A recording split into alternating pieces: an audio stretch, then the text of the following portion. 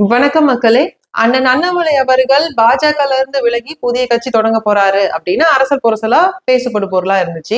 அது உண்மைதான் அப்படின்னு இன்னைக்கு லைவ்ல வந்து தான் ஒரு புதிய இயக்கத்தை தொடங்க போறதா அறிவிச்சிருக்காருங்க. இந்த அறிவிப்புக்கு பிறகு அவருக்கு ஆதரவும் அவர் மேல விமர்சனமும் வந்திருக்கு. இவருடைய வருகையால தமிழ்நாட்டு அரசியல்ல என்ன மாற்றம் ஏற்பட போகுது, யாருக்கு பாதிப்பு, அண்ணன் சீமான் அவர்களோடு கை கோர்க்க போறாரா இல்ல தனிச்சுதான் செயல்பட போறாரா அப்படின்றதெல்லாம் பத்தி தெளிவா அந்த காணொலியில பாத்துடலாம். முதல்ல அண்ணாமலை அவர்கள் என்ன பேசியிருந்தாரு அப்படின்றத பத்தி பாத்துடலாம். அவர் இன்ஸ்டாகிராம்ல லைவ்ல வந்திருந்தாரு. ஏன்னா இப்ப உள்ள இளைய தலைமுறையினர் அதிகமா இன்ஸ்டாகிராம் தளத்துலதான் இருக்காங்க.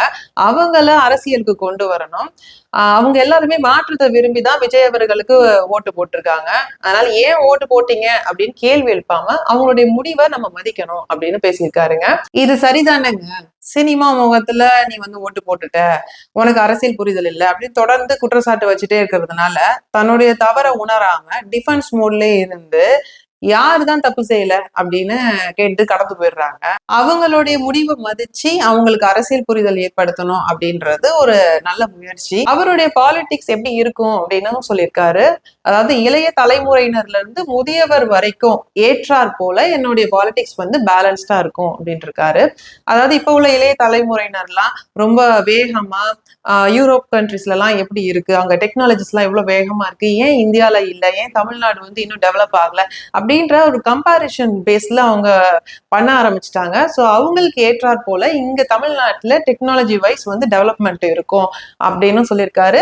அதே மாதிரியே முதியவர்கள் வந்துட்டு அவங்க இப்ப இந்த கடைசி காலத்துல ரொம்ப நிம்மதியா அவங்களோட என்விரான்மெண்ட் வந்து பசுமை வாய்ந்ததா இருக்கணும், அதனால பசுமை வாய்ந்த தமிழ்நாடாவும் நான் மாற்றுவேன், இதுதான் பேலன்ஸ்டா இருக்கும் அப்படின்னு சொல்லியிருக்காரு. இது வந்து ஒரு நல்ல வரவேற்க வேண்டிய விஷயம் தான். அடுத்ததா பாத்தீங்கன்னா டாக்டர் ஏபிஜே அப்துல் கலாம் அவர்களுடைய பெயர்ல Abdul Kalam for ethics and politics அப்படின்ற ஒரு பயிற்சி மையத்தை உருவாக்கி அவருடைய கட்சியில சேரவங்க எல்லாருக்குமே முழுமையான அரசியல் பயிற்சி கொடுத்த பிறகுதான் வார்டு கவுன்சிலர்ல இருந்து எம்எல்ஏ எம்பி பொசிஷன் வரைக்கும் போட்டிடுவாங்க அப்படின்னு சொல்லியிருக்காருங்க. இந்த பயிற்சி மையத்துக்கு அப்துல் கலாம் அவர்களுடைய பெயரை பயன்படுத்துறதுக்கான காரணமும் அவர் சொல்லியிருக்காருங்க. அதாவது ஐயா அப்துல் கலாம் அவர்கள் 2020 இந்தியா வந்து வல்லரசு நாடாயிடும், இதை வந்து ஒவ்வொரு இளைஞர்களும் கனவு காணணும் அப்படின்னு சொல்லியிருந்தாரு. ஆனா அவருடைய கனவு இன்னும் நிறைவேறல.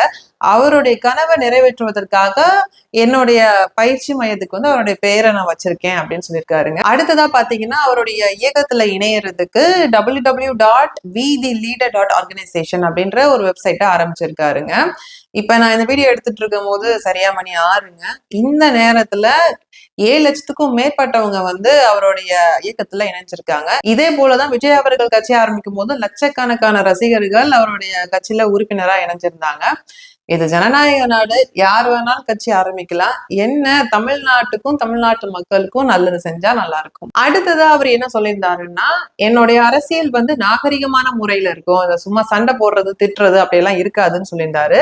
அதே போல நானோ இல்ல என்னை சார்ந்தவங்களோ யாரையாவது திட்டியிருந்தாலோ காயப்படுத்தியிருந்தாலோ இந்த இடத்துல நான் மன்னிப்பு கேட்டுக்கிறேன் அப்படின்னு சொல்லியிருந்தாருங்க. எனக்கு என்ன தோணுது அப்படின்னா, அண்ணாமலை அவர்கள் பாஜகல இருக்கும் போது அண்ணன் சீமான் அவர்களை விமர்சனம் பண்ணியிருந்தாரு. அதாவது 2024 கட்சியே காணாம போயிடும், அப்புறம் அந்த நடிகையுடைய ஒப்பிட்டு முதல்ல உங்களுடைய பிரச்சனையை சரி செய்யுங்க, அப்புறம் மக்கள் பிரச்சனைக்கு குரல் கொடுங்க, இந்த மாதிரி எல்லாம் பேசியிருந்தாரு. இது எல்லாத்துக்கும் சேர்த்துதான் அவர் பொதுவா மன்னிப்பு கேட்டிருப்பாரோன்னு எனக்கு தோணுது. இது வந்து அவருடைய பெருந்தன்மையை காட்டுது. அடுத்ததான் பொதுவா மக்கள் மத்தியில ஒரு கேள்வி எழுப்பப்படுது, இனி வந்து நீங்க பாஜகவை எப்படி பாப்பீங்க அப்படின்னு கேட்கிற கேள்விக்கும் அவர் வந்து பதில் சொல்லியிருந்தாரு.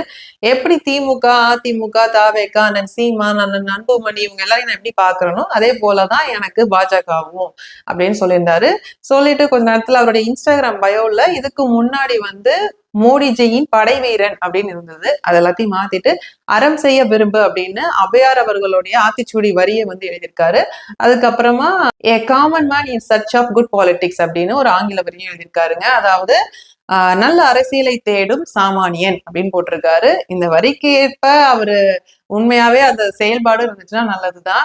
ஏன்னா இப்ப சில அரசியல் விமர்சகர்கள்லாம் இவர் புதிய இயக்கத்தை ஆரம்பிச்ச பிறகு என்ன சொல்றாங்கன்னா, இது வந்து பாஜகவுடைய பிளான் பி. அவங்களால தமிழ்நாட்டுல கால் ஊன முடியல. அதனால அண்ணாமலை அவர்களை அதை விளக்குற மாதிரி விளக்கி, நீ வந்து ஒரு இயக்கத்தை ஆரம்பி, கட்சி ஆரம்பி, நாங்க அப்படியே பின்னாடியே சேர்ந்துக்கிறோம் அப்படின்னு அவங்க பிளான் போட்டிருக்கிறதா சொல்றாங்க.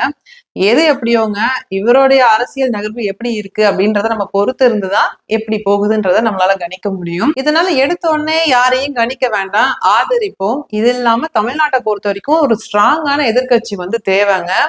இப்ப கூட சமீபத்துல அறநிலைத்துறை அமைச்சர் ரமேஷ் அவர்கள் திருச்சி மீட்டிங்ல என்ன பேசியிருக்காருன்னா, அடுத்து 2031ல வரக்கூடிய தேர்தல்ல வந்து 234 தொகுதியிலையுமே தாவேகா வெற்றி பெற்றோம், எதிர்கட்சியே இல்லாத ஒரு நிலைமையை நம்ம உருவாக்குவோம் அப்படின்னு சொல்லியிருக்காரு. இப்படி ஒரு நிலைமை வந்து உருவாச்சு அப்படின்னா தமிழ்நாட்டுக்கு பேராபத்து. ஏன்னா ஆளுங்கட்சி செய்யக்கூடிய தவறுகளை சுட்டி காட்டுறதுக்கு எதிர்கட்சி கண்டிப்பா தேவை. அப்படி எதிர்கட்சியே இல்லைன்னா அவங்களை யாரும் சுட்டி காட்ட முடியாது. அப்ப அவங்க எல்லாருமே நாம என்ன வேணாலும் செய்யலாம் அப்படின்ற ஒரு முடிவுக்கு வந்துருவாங்க. இது வந்து ஒரு ஆபத்தான போக்கு.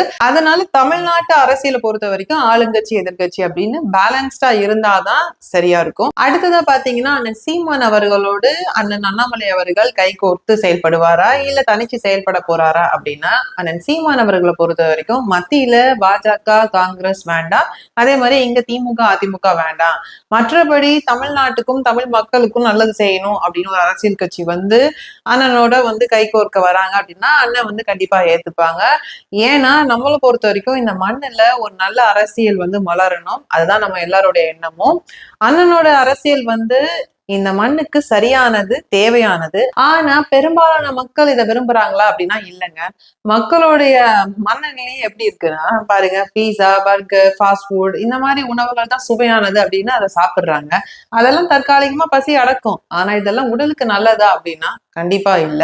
அண்ணனுடைய அரசியல் கசப்பா இருக்கலாம், துவக்கலாம், ஆனா அது இந்த மண்ணுக்கு சரியானது, நல்லது, நிலையானது. இதுல எனக்கு என்ன வருத்தம்னா மக்கள் வந்து சரியானதை செய்யவும் மாட்றாங்க, நல்லதை ஏத்துக்கவும் மாட்றாங்க.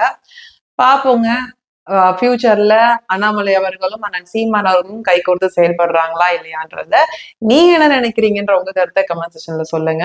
இன்னமும் என்னுடைய சேனலை சப்ஸ்கிரைப் பண்ணலன்னா மறக்காம சப்ஸ்கிரைப் பண்ணுங்க. மீண்டும் ஒரு காணொலியில் நான் உங்களை சந்திக்கிறேன். உங்களிடம் இருந்து விடைபெறுவது நான் உங்கள் கமலி.